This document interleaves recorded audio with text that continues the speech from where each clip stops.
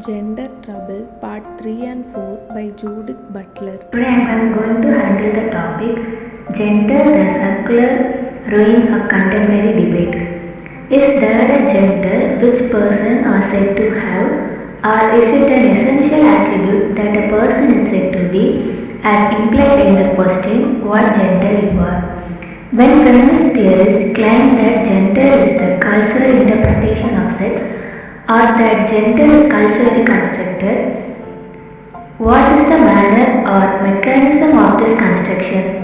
If gender is constructed, could it be constructed differently, or does its constructedness imply some from the social determination, force closing the possibility of agency or transformation?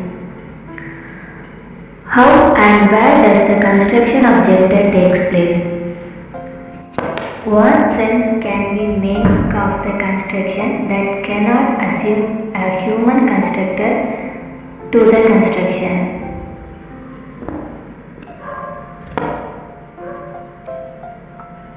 On some account, the notion that gender is constructed suggests a certain determination of gender, meaning inscribed on automatically differentiated bodies where those bodies are understood as passive recipients of an cultural law.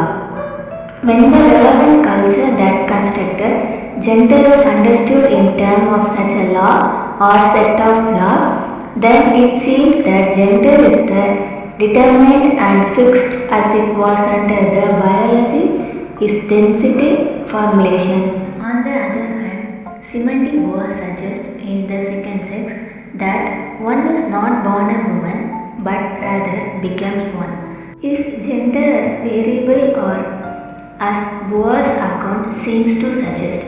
Can construction in such a case be reduced to be a form of choice?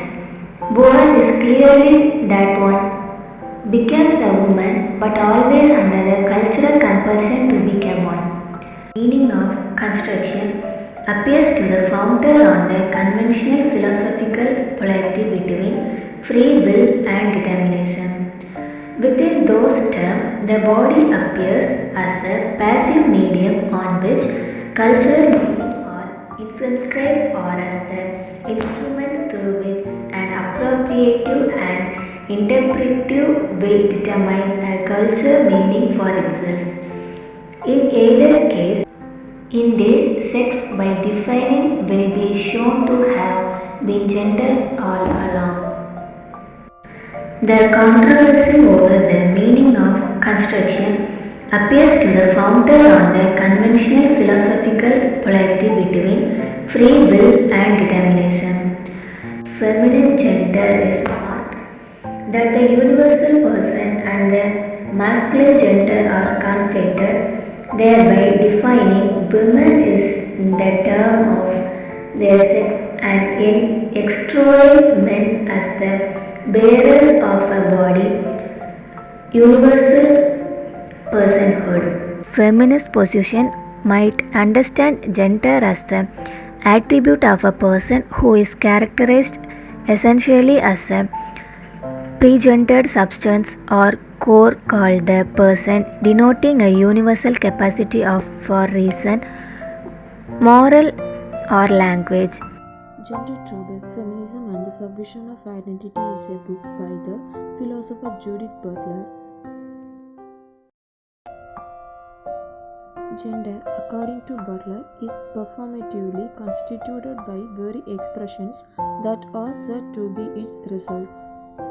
Butler argues that within Western culture, sex, gender and sexual orientation, gender responsive communications and the developments, the feminism sex is a point of linguistic absence. The feminism could not be theorized in terms. The female sex is thus also the subject that is not one. Theorizing the binary, the unitary and beyond. Boer and Irigaray clearly differs over the fundamental structures by which gender asymmetry is reproduced. Buva failed reciprocity of an asymmetrical dialectic. Irigere suggests that the dialectic itself is the monologic elaboration of a masculinist. Irigere clearly broadens the scope of feminist critique by exposing the epistemological, ontological, and logical. The effort to include other cultures as variegated amplifications of a global phallogocentrism constitutes an appropriative act.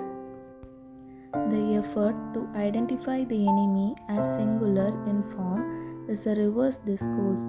The tactic can operate in feminist and anti feminist contexts alike. The contemporary feminist debates over essentialism and raises the question of the universality of female identity and masculinist oppression in other ways. Women is normative and exclusionary and is invoked with the unnamed dimensions of class and racial privilege intact. Some efforts have been made to formulate the coalitional politics which do not assume in advance what the content of women will be. The very notion of dialogue is culturally specific and historically bound. The anti-foundationalist approach to coalitional politics assumes neither that identity is a premise nor that a shape or meaning of a coalitional assemblage. Coalitional politics requires neither an expanded category of women nor an internally multiplicitous self that offers its complexity at once. Gender is a complexity whose totality is permanently deferred, never fully what it is at any given juncture in time.